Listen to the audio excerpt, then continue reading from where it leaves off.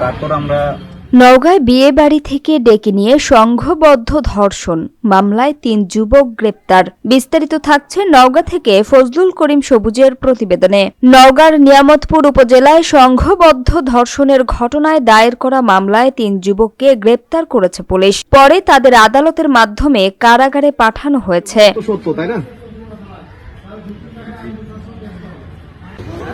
নিয়ামতপুর থানায় নারী ও শিশু নির্যাতন দমন আইনের ৯ ধারায় দায়ের করা মামলায় এজাহারভুক্ত আসামিরা হলেন অনুপ, শ্রী রঞ্জন হাসদা ও শ্রী প্রশান্ত সরেন।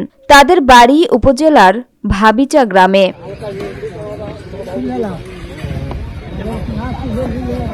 পুলিশ জানায়, রবিবার সকাল আনুমানিক ১১টার দিকে ভাবিচা গ্রাম থেকে তাদের গ্রেপ্তার করা হয়। মামলার এজাহারে উল্লেখ করা হয়েছে, গত শুক্রবার ওই গ্রামে এক বিয়ের অনুষ্ঠানের পরদিন কনে ও বরকে নিয়ে যাওয়ার প্রস্তুতির সময় বাদীর বোনের মেয়ে আদরি সরেনকে ডেকে বাড়ির বাইরে নিয়ে যান প্রশান্ত সরেন। পরে তাকে একটি খলিয়ানে নিয়ে গিয়ে অন্য ২ আসামির সহযোগিতায় সংঘবদ্ধভাবে ধর্ষণ করা হয় বলে অভিযোগ করা হয়েছে।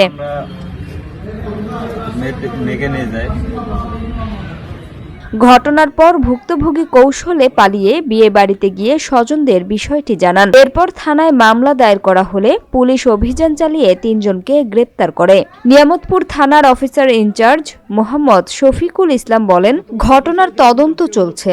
সুষ্ঠু তদন্তের স্বার্থে আসামিদের জামিনে মুক্তি দিলে তদন্তে ব্যাঘাত ঘটতে পারে এমন আশঙ্কায় তাদের জেল হাজতে রাখার আবেদন জানিয়ে আদালতে পাঠানো হয়েছে।